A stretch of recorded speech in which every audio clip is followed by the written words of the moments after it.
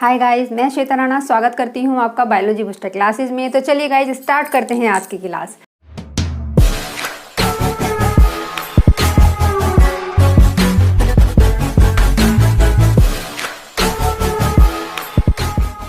Last class में हम लोगों ने water potential, pressure potential and solute potential ये हम लोगों ने कंप्लीट कर लिया था।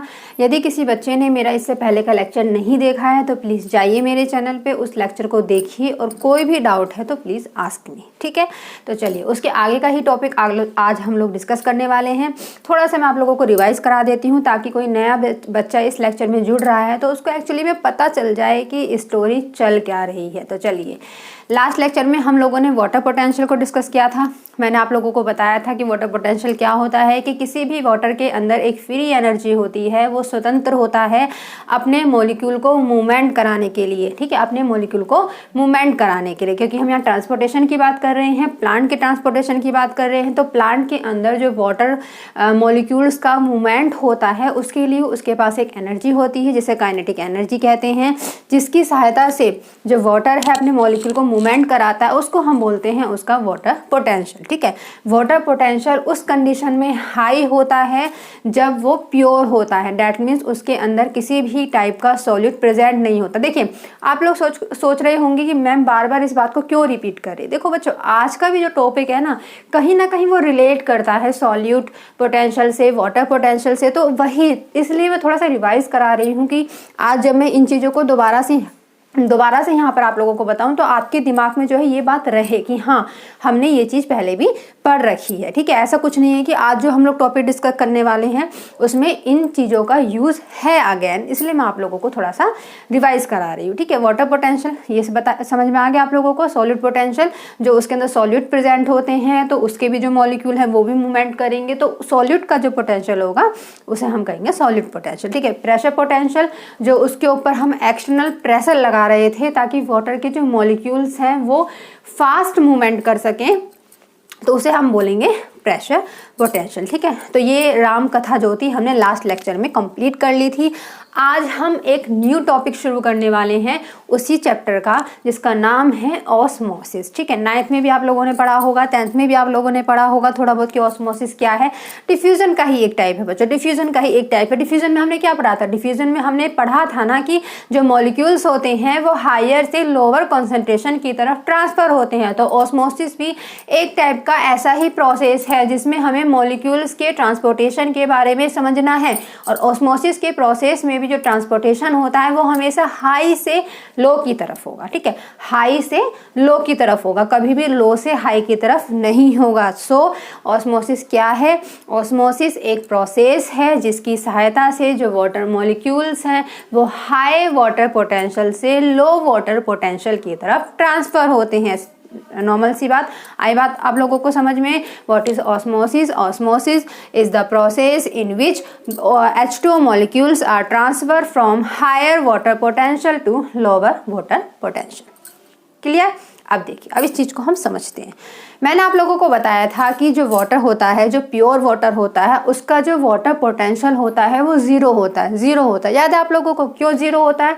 क्योंकि मैंने बताया था कि वाटर है वो बिल्कुल प्योर वाटर है, उसके अंदर कोई भी टाइप का सॉल्यूट ऐड नहीं है, कोई भी टाइप का आयन, कोई भी टाइप का प्रोटीन मॉलिक्यूल, किसी भी टाइप का उसके अंदर सॉल्ट प्रेजेंट नहीं होता है।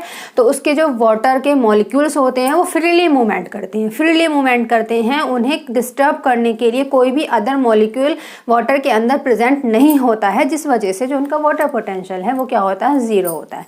लेकिन यदि हम उसमें सॉल्यूट ऐड कर देते हैं, सॉल्यूट की फॉर्म में आपके पास कुछ भी हो सकता है, कोई भी प्रोटीन मॉलिक्यूल हो सकता है, कोई भी आयन हो सकता है, कोई भी आपके पास कार्बोहाइड्रेट मॉलिक्यूल हो सकता है, ठीक है। किसी भी टाइप का मॉलिक्यूल आपके पास सॉल्यूट की फॉर्म में हो सकता है।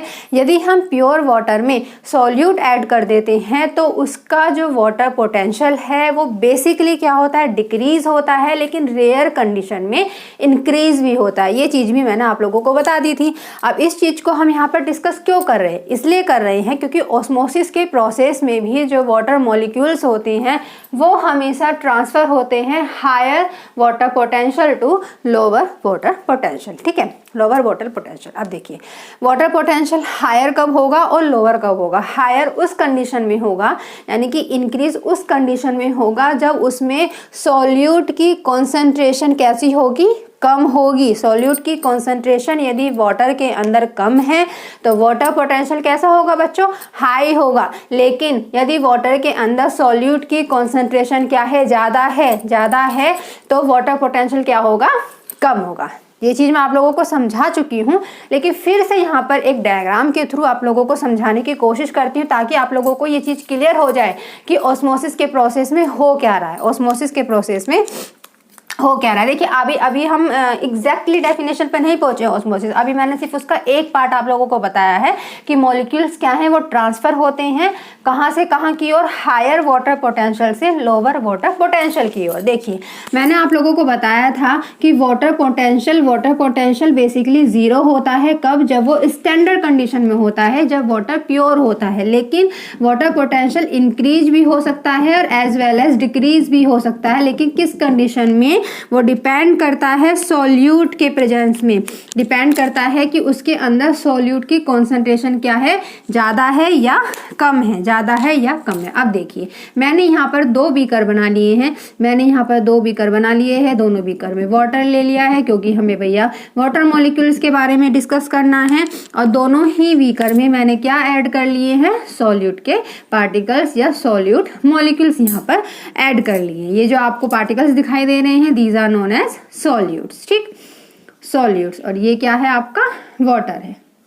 दोनों ही कंडीशन में आप लोगों को यहाँ पर दोबारा से अप्लाई करके बता रही हूँ। अब देखिए कंडीशन ए में, देखिए कंडीशन ए में आप लोग मुझे बताइए कि जो वाटर पोटेंशियल है वो कैसा होगा? इंक्रीज होगा या डिक्रीज होगा? मतलब वाटर पोटेंशियल हाई होगा या लो होगा? बताइए। चलिए छोड़िए, मैं ही बता देती हूँ। देखिए मैंने आप लोगों को बताया था कि यदि वाटर के अंदर प्रेजेंट सॉल्यूट मॉलिक्यूल्स क्या है? कम है। सॉल्यूट मॉलिक्यूल्स कम है तो वाटर मॉलिक्यूल्स जो होंगे थोड़ा तेज गति कर पाएंगे। देखिए ऐसे समझकर चलिए कि जब तक उसमें सॉल्यूट ऐड नहीं था तो उसके अंदर जितने पार्टिकल्स थे वाटर के वो सारे आज़ादी से क्या है? मूव कर रहे थे। लेकिन जैसे उसमें हमने थोड़े से पार्टिकल्स क्या है? सॉल्यूट के ऐड कर दिए तो कहीं ना कहीं क्या होता है? वाटर मॉलिक्यूल्स के मूवमेंट करने में डिस्टर्बेंस क्रिएट हो जाता है।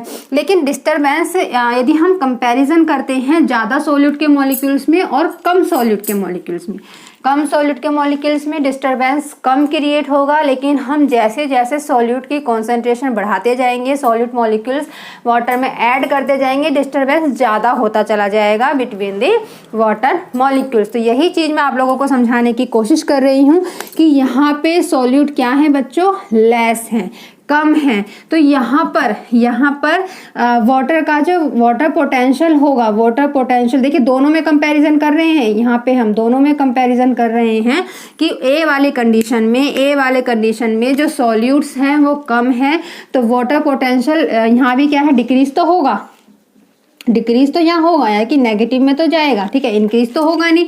और यहाँ भी वाटर पोटेंशियल क्या है? नेगेटिव में ही जाएगा क्योंकि यहाँ भी सॉल्यूट प्रेजेंट है। लेकिन हमें कंपैरिजन ये करना है कि ए और बी दोनों में से वाटर पोटेंशियल किसका हाई होगा?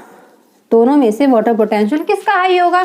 तो जैसे जैसे मैंने अभी बताया कि जैसे जैसे सॉल्यूट हम ऐड करते जाएंगे तो वाटर पोटेंशियल घटता जाएगा। अब आप लोगों को यहाँ पे दिखाई दे रहा है कि भैया ए कंडीशन में क्या है? सॉल्यूट की संख्या कम है, लेकिन बी कंडीशन में तो सॉल्यूट की कंडीशन बहुत ज़्यादा है।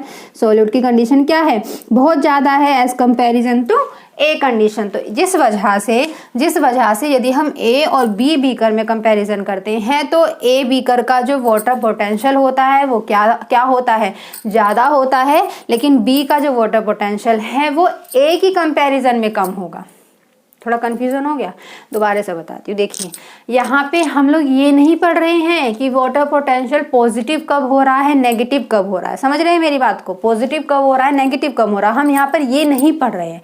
हम यहाँ पर सिर्फ इतना समझ रहे हैं कि हमने यदि सॉल्यूट ऐड करा, तो ये तो भैया हमें पता है कि सॉल्यूट ऐड करा है तो डेफिनेटली सी बात है कि वाटर पोटेंशियल नेगेटिव में तो जाएगा ही जाएगा, डिक्रीज तो होगा ही होगा, इंक्रीज तो होगा नहीं, बहुत रेयर कंडीशन में होता है।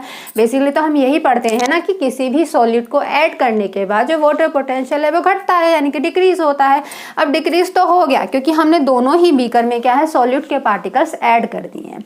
लेकिन हमें देखना ये है कि किस बीकर का वाटर पोटेंशियल कम घटता है और किसका ज़्यादा घटता है। ठीक है, हमें सिर्फ इतनी बात देखनी है। अब देखिए ए बीकर में सॉल्यूट की संख्या कम है तो वाटर मॉलिक्यूल्स के गति में जो डिस्टरबेंस है वो कम क्रिएट होगा, लेकिन बी कंडीशन के बीकर में सॉल्यूट पार्टिकल्स की संख्या ज़्यादा है तो डिस्टरबेंस जो होगा वाटर मॉलिक्यूल्स की गति में ज़्यादा होगा। तो कहने का मतलब ये है कि जिस वजह से जो ए कंडीशन का वाटर पोटेंशियल है वो ज़्यादा होगा as comparison to B beaker. आई बात समझ में? आई बात समझ में? तो देखिए दोनों का डिक्रीज तो है लेकिन वाटर पोटेंशियल ए का ज़्यादा होगा यदि हम बी से कंपैरिजन करें। क्यों ज़्यादा होगा? क्योंकि ए कंडीशन में सॉल्यूट पार्टिकल्स की संख्या कम है लेकिन बी बीकर में सॉल्यूट पार्टिकल्स की संख्या ज़्यादा है। आई बात समझ? इतना क्लियर हो गया? तो हमेशा ध्यान रखना कि ऑस्मोसिस वो प्रोसेस है जिसमें वाटर मॉलिक्यूल्स हमेशा कहाँ ट्रांसफ़र करते हैं, water molecules high water potential से लो वाटर पोटेंशियल की तरफ ट्रांसफ़र करते हैं। तो यदि अभी हम इसमें ही बात करें, देखिए अभी ये प्रोसेस ऑस्मोसिस नहीं होगा क्योंकि अभी हमें एक और चीज़ चाहिए, लेकिन यदि हम जनरली बात करते हैं तो हम पढ़ रहे हैं कि हाई से लो की तरफ, हाई से लो की तरफ। तो हाई किस में है वाटर पोटेंशियल? हाई किस में है बच्चों वाटर पोटेंशियल?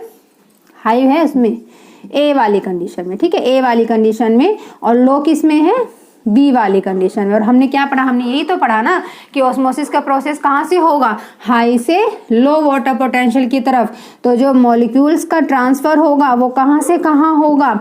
ए बीकर से बी बीकर की तरफ। आई बात समझ? बट ये अभी ऑस्मोसिस नहीं हो रहा है क्योंकि ऑस्मोसिस का प्रोसेस करने के लिए सबसे इम्पोर्टेंट चीज़ होती है एक semi permeable membrane. Semi permeable membrane, ठीक है बच्चों, ध्यान रखना। यदि आप ऑस्मोसिस की डेफिनेशन लिख रहे हैं और ऑस्मोसिस के डेफिनेशन में आपने दुनिया भर की राम कथा लिख दी है लेकिन सिर्फ एक टर्म नहीं लिखा, क्या? सिलेक्टिवली सेमी परमेबल मेम्ब्रेन, तो आपकी पूरी की पूरी डेफिनेशन गलत हो जाएगी। क्यों? क्योंकि मॉलिक्यूल का ट्रांसफर हाई से लो की तरफ जो हो रहा है वो तो हम डिफ्यूजन में भी पढ़ते हैं, डिफ्यूजन में भी पढ़ते हैं। और यदि आपने सेम लाइन क्या है उसमें चेप दी, किस में जाके? ऑस्मोसिस में जाके, तो भैया डिफरेंस क्या हुआ? डिफरेंस क्या हुआ? तो डिफरेंस ये है कि दोनों ही प्रोसेस में मॉलिक्यूल्स का ट्रांसफर हाई से लो की तरफ हो रहा है, बट डिफ्यूजन में हमें किसी भी टाइप के सिलेक्टिवली सेमी परमेबल मेम्ब्रेन की ज़रूरत नहीं पड़ती है, लेकिन ऑस्मोसिस के प्रोसेस में हमें एक मेम्ब्रेन की ज़रूरत पड़ती है जो कैसी होती है? Selectively semi permeable, selectively semi permeable membrane.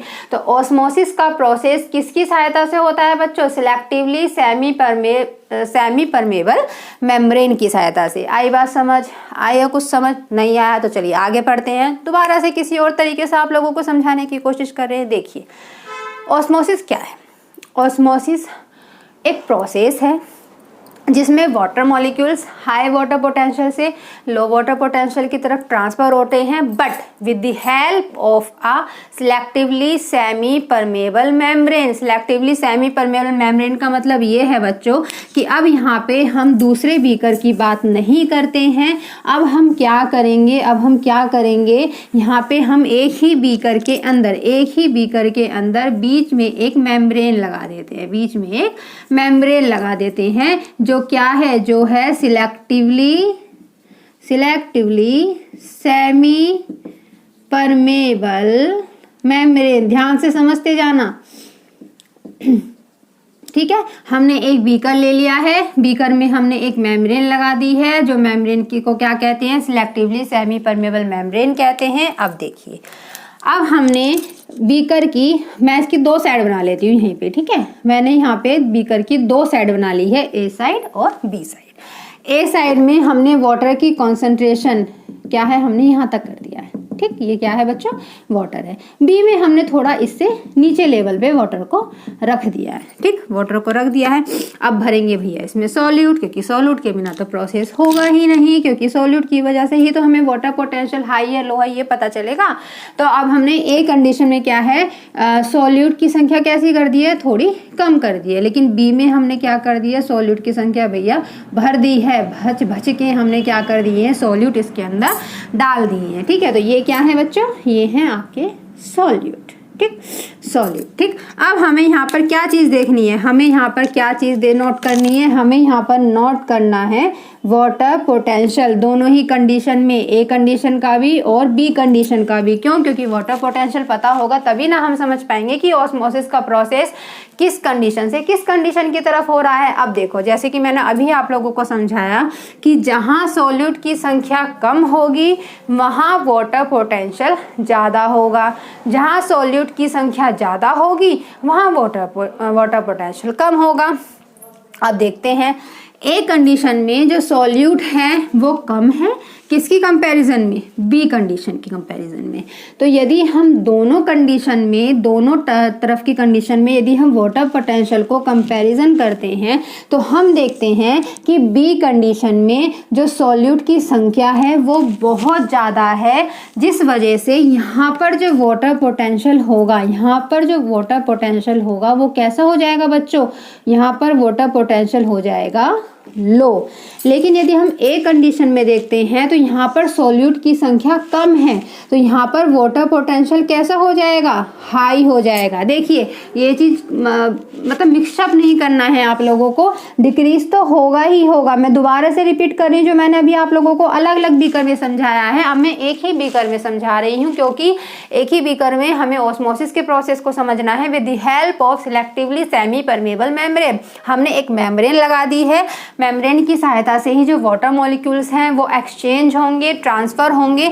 लेकिन अब हमें पहले ये देखना है कि भैया जो वाटर पोटेंशियल है दोनों कंडीशन में किसमें हाई है किसमें लो है। तो जिसमें सॉल्यूट की संख्या कम है उसमें वाटर पोटेंशियल ज़्यादा होगा, जिसमें सॉल्यूट की संख्या ज़्यादा है उसमें वाटर पोटेंशियल कम होगा। ए कंडीशन में सॉल्यूट की संख्या क्या है, कम है, लेस है, तो जिस वजह से यहाँ पे जो वाटर पोटेंशियल है वो कैसा है बच्चों, हाई है। लेकिन बी कंडीशन में सॉल्यूट की संख्या क्या है बच्चों, ज़्यादा है, ज़्यादा है, तो जिस वजह से यहाँ पे जो वाटर पोटेंशियल है वो कैसा होगा, लो होगा, लो होगा। अब हमने ऑस्मोसिस में क्या पढ़ा है, हमने ऑस्मोसिस में पढ़ा है कि जो वाटर मॉलिक्यूल्स हैं वो हाई से लो वाटर पोटेंशियल की तरफ ट्रांसफर करते हैं। तो वाटर पोटेंशियल का जो ट्रांसफर हो, सॉरी मॉलिक्यूल्स का जो ट्रांसफर होगा कैसा होगा, ए से बी की तरफ। आई बात समझ, आई बात समझ, किसी को कोई डाउट, अगेन समझ लीजिए, क्योंकि वाटर पोटेंशियल ए कंडीशन में ज़्यादा है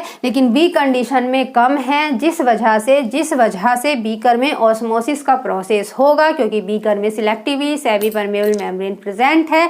तो जो वाटर के मॉलिक्यूल्स हैं वो ए से बी कंडीशन की तरफ ट्रांसफर करेंगे, लेकिन कब तक, कब तक? ऐसा तो नहीं है ना कि भैया धड़ाधड़ वाटर मॉलिक्यूल्स ट्रांसफर करे जा रहे हैं, बीकर एक तरफ का खाली हो जाए और एक तरफ का पूरी तरीके से भर जाए, ऐसा तो नहीं होगा ना। यदि हम कंटिन्यूअस क्या है प्रोसेस कराते रहेंगे तो एक कंडीशन तो ऐसी आ जाएगी ना कि ए बीकर बिल्कुल खाली हो जाएगा और बी वाला जो है वो भरा रह जाएगा। तो ऐसा नहीं होता है। ये प्रोसेस तब तक होगा बीकर के अंदर जब तक कि दोनों ही टाइप के सॉल्यूशन का क्या ना हो जाए, बैलेंस इक्वल ना हो जाए, दोनों ही टाइप के सॉल्यूशन में इक्विलिब्रियम की कंडीशन ना आ जाए। क्या ना आ जाए, इक्विलिब्रियम की कंडीशन। तो हम ऑस्मोसिस का प्रोसेस कराते हैं, ऑस्मोसिस का प्रोसेस कराने के बाद हमें क्या चाहिए होता है, इक्विलिब्रियम। यानी कि जब तक कि दोनों कंडीशन में साम्यता स्थापित ना हो जाए। ऐसे आप लोग समझ सकते हैं कि दोनों कंडीशन में मतलब दोनों ही सॉल्यूशन में जो वाटर मॉलिक्यूल्स का जो बैलेंस है वो इक्वल ना हो जाए, तब तक ही दोनों बीकर के बीच ऑस्मोसिस का प्रोसेस होगा। आई बात समझ में? किसी को कोई डाउट? चलिए आगे बढ़ते हैं। देखिए यहाँ पर हमने क्या समझा? हमने यहाँ पर समझा कि जो वाटर मॉलिक्यूल्स हैं ऑस्मोसिस के प्रोसेस के थ्रू सेमी परमेबल मेम्ब्रेन से होते हुए ट्रांसपोर्ट करते हैं हाई वाटर पोटेंशियल से लो वाटर पोटेंशियल की तरफ। ठीक, अब देखिए, अब आप लोग मुझे एक बात बताइए, सपोज डैट हमारे पास 2 ग्लास हैं, ठीक है, 2 ग्लास हैं, एक में क्या है दोनों में ही वाटर भरा हुआ है। अब एक गिलास में क्या है, चीनी हमने कम घोली है और एक गिलास में चीनी हमने ज़्यादा घोली है।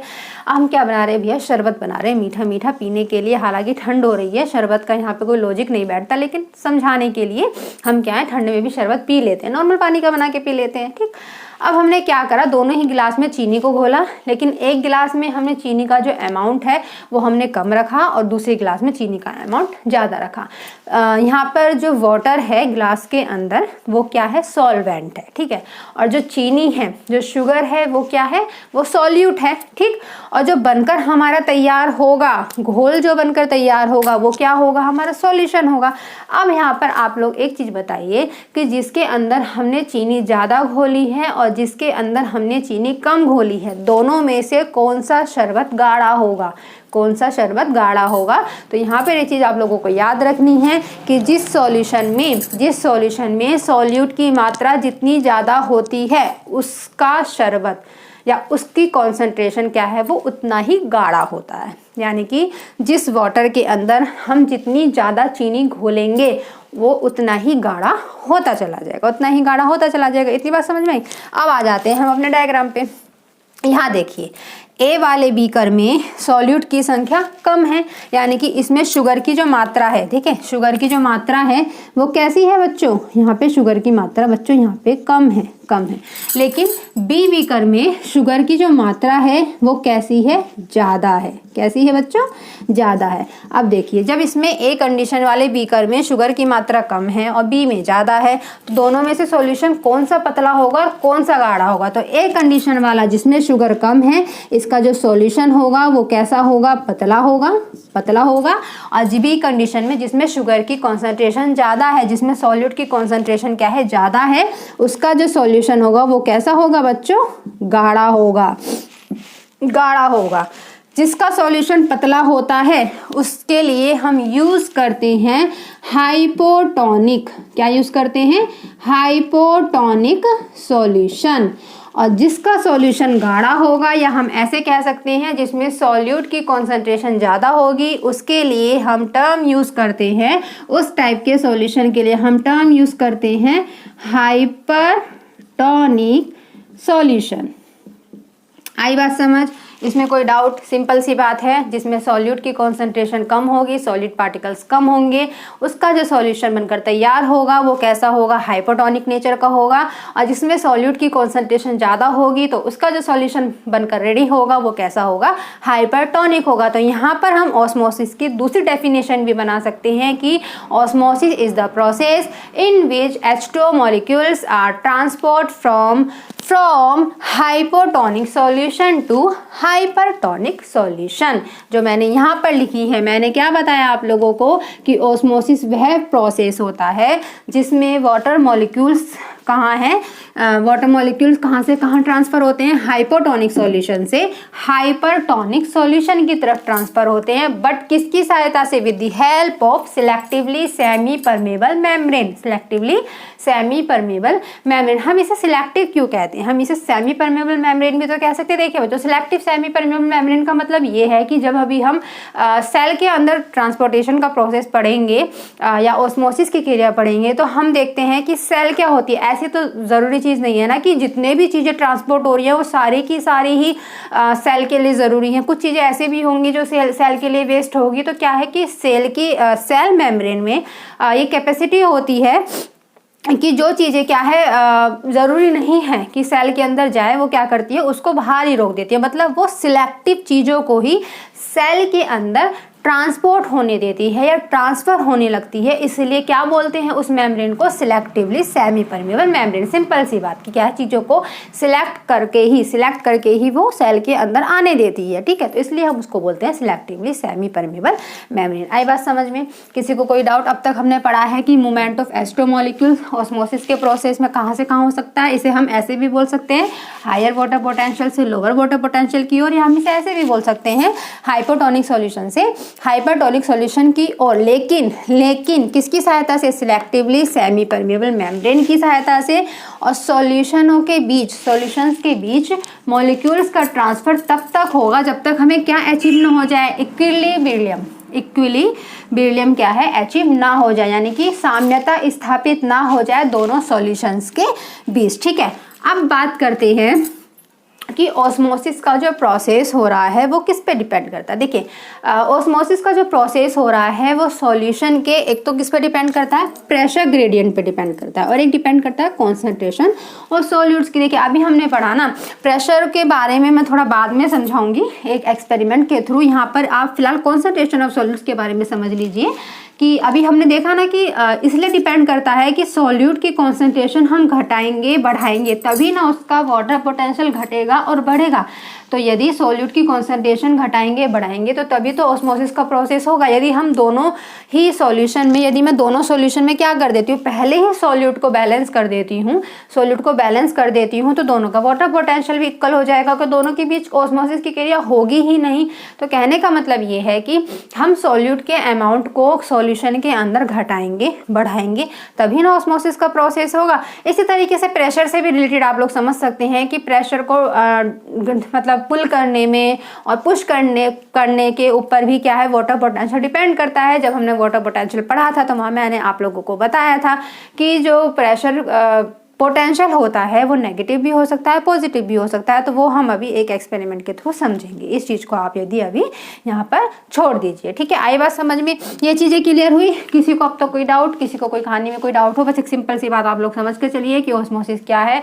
Osmosis is the process in which water molecules are transfer from higher water potential to lower water potential with the help of a selectively semi permeable membrane. Is that clear? आगे चलते हैं। अब यहाँ पर हमने मेम्ब्रेन की बात करी है तो हम थोड़ा सा यहाँ पर मेम्ब्रेन के बारे में समझ लेते हैं कि बेसिकली जो मेम्ब्रेन होती है सेल के चारों तरफ या सेल के अंदर जो सेल ऑर्गेनल्स प्रेजेंट है उनके चारों तरफ वो कितने टाइप की होती है। तो यहाँ पर जो सेल होती है वो बेसिकली चार टाइप, सेल मेम्ब्रेन जो होती है यहाँ पर चार टाइप की होती है, ठीक। एक होती है इम्परमेबल, एक होती है सेमी परमेबल, एक होती है सिलेक्टिवली परमेबल और एक होती है परमेबल, ठीक है। परमेबल देखिए सबसे पहली बात तो मैं यहाँ पे परमेबल ही यहाँ पे आप लोगों को क्लियर कर देती हूँ कि परमेबल तो बिल्कुल आप ये समझ लीजिए कि ऐसी मेम्ब्रेन जो अपने अंदर से सब चीज़ों को आने जाने दे, मतलब सब चीज़ों को क्या करे वो आने जाने दे। ऑल मॉलिक्यूल्स आर ट्रांसफर,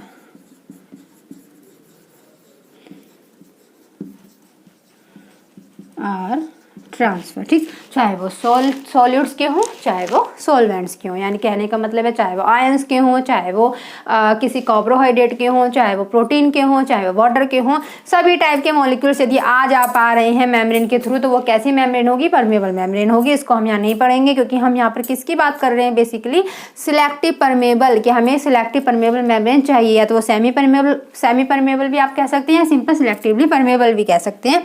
यहाँ पे हम बेसिकली तीन टाइप की मेम्ब्रेन के बारे में थोड़ा सा डिस्कस कर लेते हैं। पहली आती है इम्परमेबल। इम का मतलब है कि ये अपने अंदर से किसी भी चीज को आर पार जाने ही नहीं देती है, किसी भी चीज को आर पार जाने नहीं देती है। तो हम यहाँ पे ऐसे लिख सकते हैं कि कोई भी जो मॉलिक्यूल्स है, मॉलिक्यूल्स आर नॉट ट्रांसफर, ठीक है। ये किसी भी टाइप के मॉलिक्यूल्स को, चाहे वो सॉल्यूट के मॉलिक्यूल्स हो चाहे वो किसके मॉलिक्यूल्स हो, सॉल्वेंट के मॉलिक्यूल्स को अपने से आर पार नहीं जाने देती है। इसका एग्जांपल आप लोग लिख सकते हैं एग शेल, एग शेल, ठीक है। एग के ऊपर जो शेल होती है, एग शेल इसका एग्जाम्पल है, क्योंकि वो भी एक टाइप की मेम्ब्रेन है, लेकिन कैसी है, इम्परमेबल है। वो अपने ना तो बाहर से अंदर की तरफ कुछ जाने देगी एग के, ना ही वो एग के अंदर से बाहर की तरफ कुछ जाने देगी, ठीक। सेमी परमेबल, सेमी परमेबल है मतलब आने जाने देगी, लेकिन सेमी मतलब कुछ ही चीज़ों को। तो ये क्या करती है, ये केवल सोलवेंट मॉलिक्यूल्स को ही क्या है, आने जाने देती है, ठीक है। Solvent molecules are transferred but solutes are not. आई बात समझ में। सेमी परमेबल कैसी मेम्ब्रेन होगी, सेमी परमेबल वो मेम्ब्रेन होती है जो सोलवेंट के मॉलिक्यूल्स को तो आराम से आने जाने देगी, लेकिन सॉल्यूट मॉलिक्यूल्स को बिल्कुल भी आर पार अपने में से नहीं होने देगी। तो ऐसी मेम्ब्रेन कैसी होती है, सेमी परमेबल मेम्ब्रेन होती है। एक लास्ट आती है, last one is selectively semi permeable. यहाँ पर भी ऐड कर लीजिए सिलेक्टिवली सेमी परमेबल का मतलब ये है कि ये बोथ टाइप के मॉलिक्यूल्स को अपने आर पार होने देती है। Both type of molecules are transfer, ठीक है। चाहे वो किसके हों, सोलवेंट के हों, या चाहे वो किसके हों, सोल्यूट के हों, ठीक है, सोल्यूट के हों, ठीक। तो ये बात हो गई हमारी मेम्ब्रेन के बारे में है। और सेमी परमेबल और सिलेक्टिवली सेमी परमेबल दोनों का ही आप बेस्ट एग्जांपल ले सकते हैं।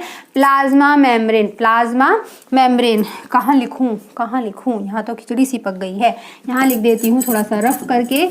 यहाँ से आप लोग नोट कर लीजिएगा अपने नोट कॉपी में कि सेमी परमेबल की हम बात करें, ठीक, या हम बात करें किसकी, सिलेक्टिवली सेमी परमेबल की। इसका सबसे बेस्ट एग्जांपल आप लोग ले सकते हैं, प्लाज्मा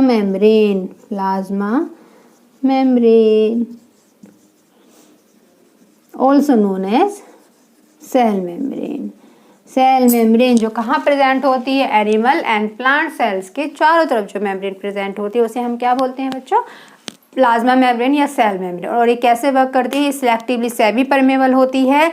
ये इसका काम होता है कि ये सेल के अंदर सिलेक्टिव चीज़ों को ही सेल के अंदर जाने देती है, जो वेस्टेज चीज़ें रहती है उन्हें बाहर स्टॉप कर देती है। स्टॉप, अंदर नहीं जाना है, क्योंकि हमारी सेल को आप लोगों की ज़रूरत नहीं है। तो सेमी परमेबल मेम्ब्रेन या selectively semi permeable membrane work करती है कौन, सेल के चारों तरफ प्रेजेंट सेल मेम्ब्रेन। आई बात समझ में, इतनी चीज़ें आप लोगों को क्लियर हुई, किसी को कोई डाउट, ठीक। अब देखिए ये तो सिंपल सी बात होगी, हमने ऑस्मोसिस समझ लिया कि ऑस्मोसिस क्या है, हमने थोड़ा सा मेम्ब्रेन के बारे में भी पढ़ लिया कि मेम्ब्रेन कैसी हो सकती हैं। बेसिकली हमें यहाँ पर यूज़ करना है सिलेक्टिवली सेमी परमेबल मेम्ब्रेन का, किसके लिए, प्रोसेस ऑफ ऑस्मोसिस के लिए। अब हम इस चीज़ों को समझते हैं एक प्रैक्टिकल की सहायता से या एक एक्सपेरिमेंट की सहायता से। देखिए एक एक्सपेरिमेंट जो है आप लोगों के एनसीईआरटी में सिर्फ नाम दिया हुआ है, लेकिन मैं उसे भी यहाँ आप लोगों को समझाने की कोशिश करूँगी, जिसका एक्सपेरिमेंट कौन सा है, पोटैटो ऑस्मोमीटर का एक्सपेरिमेंट।